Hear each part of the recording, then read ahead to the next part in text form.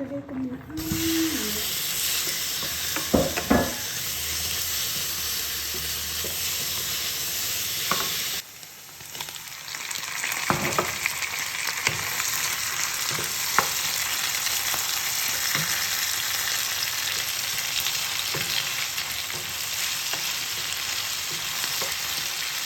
Ang okra, ilagay ko na.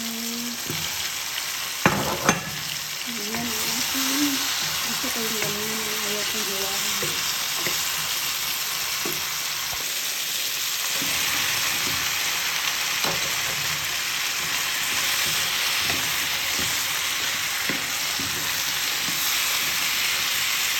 Aking talong.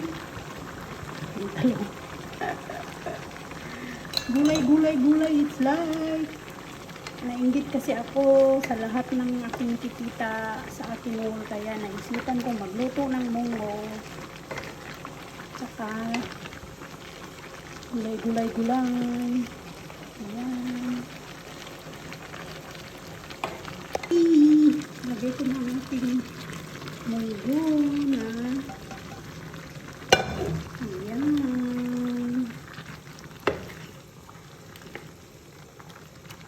Kunting ano na lang, kulo at luto na. Yan. Daming gulay.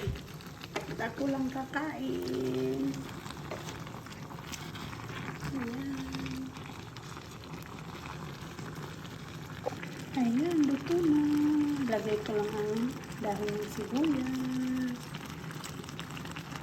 Ayan.